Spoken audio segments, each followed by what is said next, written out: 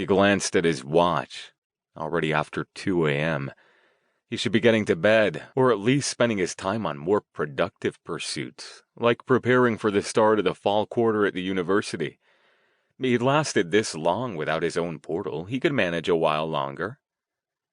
He was about to leave the room when a sudden brainwave struck him.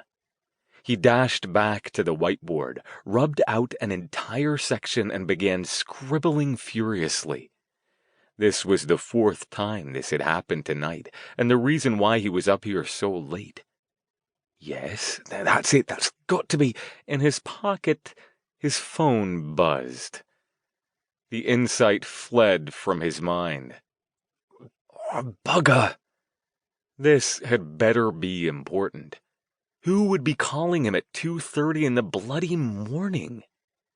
Yes, hello? Hello, sir. I'm terribly sorry to wake you. Aubrey, of course.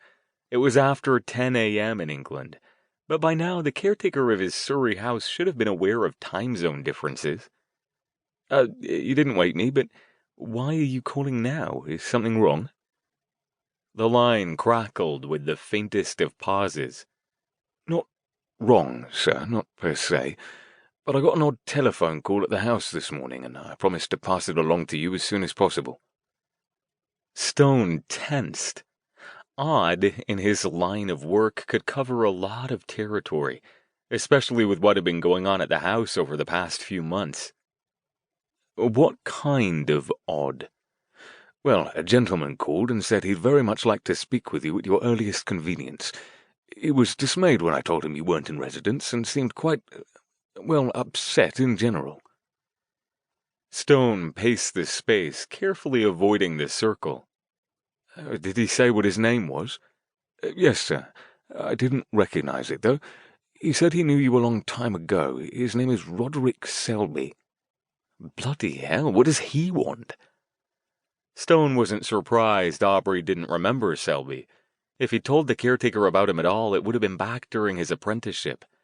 He hadn't mentioned their brief conversation at the gathering following William Desmond's funeral. He wouldn't say, sir, but he asked me to convey to you that he would be most grateful if you'd speak with him, and that it's a matter of considerable urgency on his part. He sounded a bit like he was begging, sir. Either he's a superb actor, or he's quite bothered about something.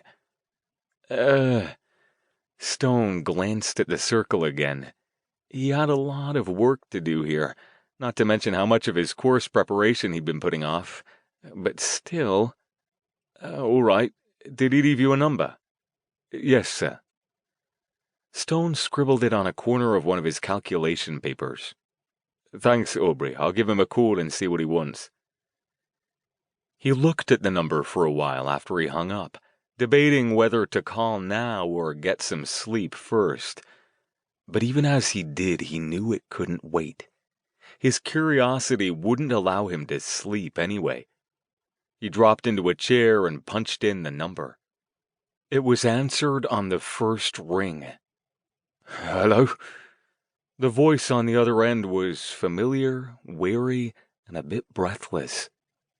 Selby? Alistair Stone. I got a message that you wanted to talk to me. What's this about? Dr. Stone, thank you so much for ringing me back so quickly. I hope I haven't interrupted anything. Nothing important. What can I do for you? Another long pause. Selby?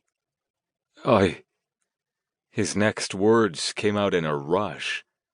I've gotten myself into a terrible difficulty, Dr. Stone, and I couldn't think of anyone else to ask for help. If you can't help me, I've no idea who I might turn to.